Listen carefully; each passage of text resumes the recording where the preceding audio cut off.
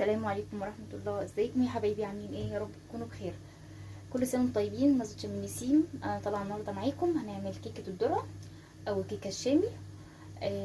احنا هنا هنتعرف الاول على المقادير بتاعتنا. انا هنا معايا مقادير الكيكة، بس هنا انا معايا مقادير لمقدار كبير، فانا هقول لكم المقدار بتاعي الصغير.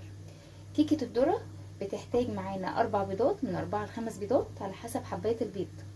بتحتاج معايا كوبايتين لبن، كوباية الا ربع زبدة ونكملها بزيت.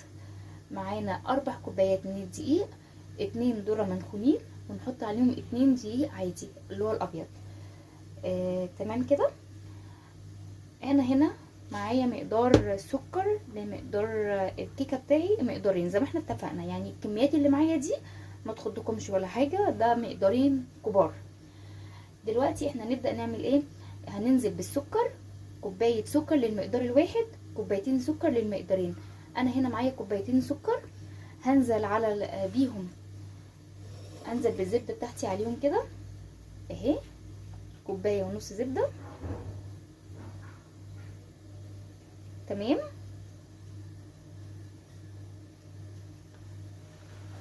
ومعايا نص كوبايه او كوبايه الا ربع من الزيت، زيت الذره، زيت نضيف، عباد شمس يعني. تمام كده.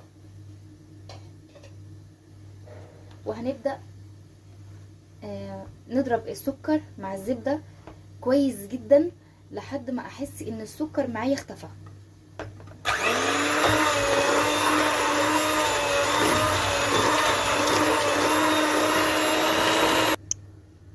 انا هنا ضربت الزبده مع السكر فتره كويسه، هو طبعا لسه مسحش خالص يعني ما اختفاش تماما. هننزل دلوقتي بالبيض. انا هنا معايا من 3 4 بيضات للمقدار الواحد. انا هنا معايا 10 بيضات لان حبايه البيض بتاعتي صغيره.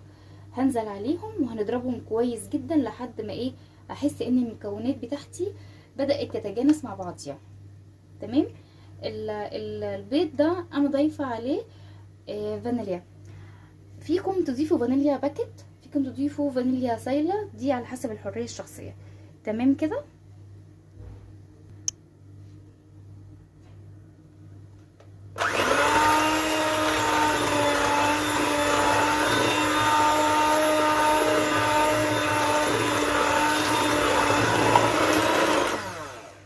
انا هفضل اضرب فيهم برضو لحد ما المكونات زي ما قلنا لحضراتكم تتجانس تماما. هنا كده تمام. انا ضربت كل المقادير مع بعض، البيض مع السكر مع الزبده مع الزيت، كله بقى تمام كده. تحسي ان الكريمه القوام بتاعها بقى كريمي زي ما انتم شايفين. دلوقتي جه مرحله ان انا هضيف الحليب. المقدار الكيكه الواحده بياخد معايا كوبايتين حليب. طبعا انا هنا معايا لتر حليب علشان انا هنا عامله مقدارين كبار. انا هنزل بيهم كده كلهم مره واحده. ده لبن معايا يا جماعه كامل الدسم، يفضل يكون كامل الدسم. كل ما تبقى الحاجه كامله الدسم هتدي طعم احلى للكيكه. ونرجع نضرب تاني.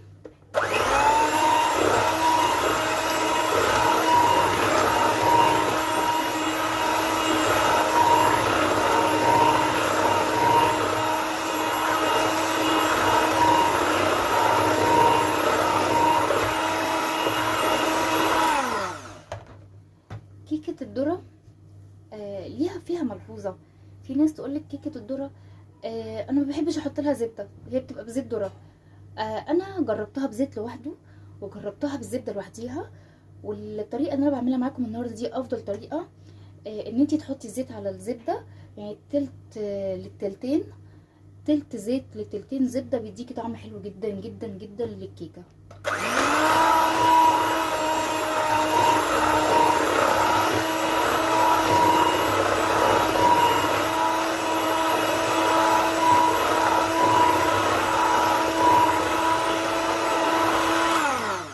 كده تمام. المكونات السايله معايا كده بقت جاهزه تماما، اللي انا احط لها الدقيق بتاعي.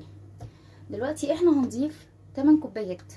المفروض ان احنا هنضيف 4 دقيق عادي و4 دقيق ذره، بس انا عملت ايه، انا نخلت دقيق الذره ونخلت الدقيق العادي وخلطت نفس المكونات بالتساوي على بعض. يعني الدقيق اللي معايا ده دقيق ذره على دقيق ابيض. يعني لو انا هاخد كوبايه اكني حاطه نص كوبايه دقيق ابيض على نص كوبايه دقيق ذره. تمام كده معايا.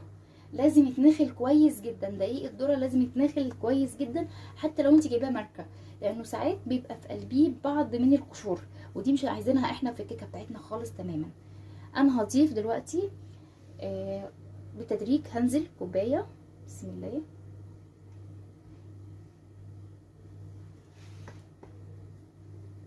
الكوبايه التانية،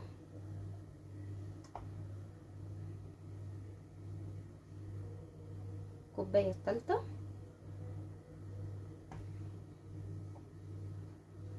الكوبايه الرابعه. ومش هننسى المواد الرافعه بتاعتنا طبعا. انا هنا هستخدم بيكنج باودر، باكيتين من البيكنج باودر، اي نوع بيكنج باودر انت بتستخدميه. انا هنا هستخدم انجل، ده افضل حاجه دلوقتي موجوده في السوق، هنضيفها دلوقتي. انا كده ضفت البيكنج باودر بتاعي، وضفت كمان كوبايه زياده من الدقيق عليه. هنبدا نقلب بالراحه عشان الدقيق طبعا احنا لسه ما خدناش بقيه ال8 كوبايات. احنا هنبدا نضرب كده. انا هفضل اضرب فيها فتره لحد ما احس ان القوام بتاعي بقى كريمي معايا.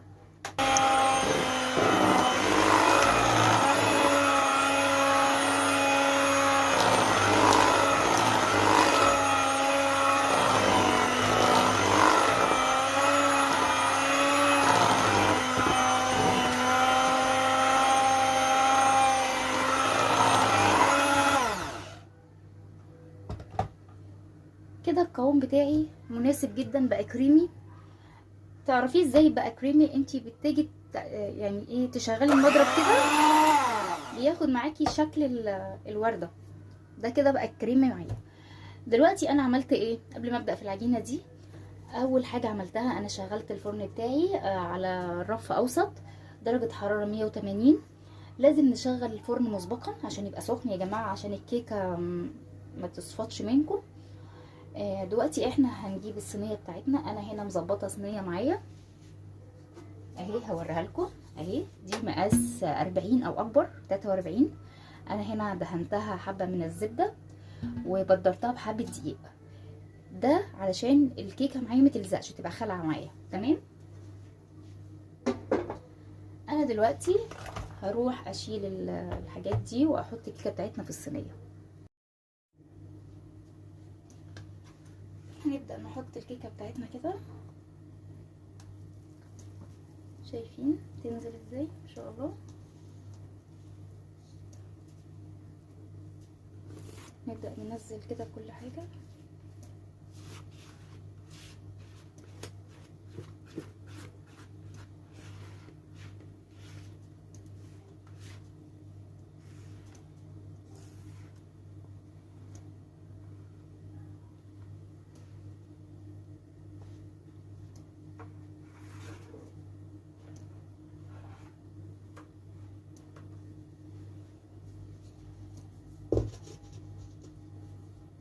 كده بقت جاهزه معايا ان انا ادخلها الفرن لمده 40 دقيقه ل 60 دقيقه على درجه حراره 180.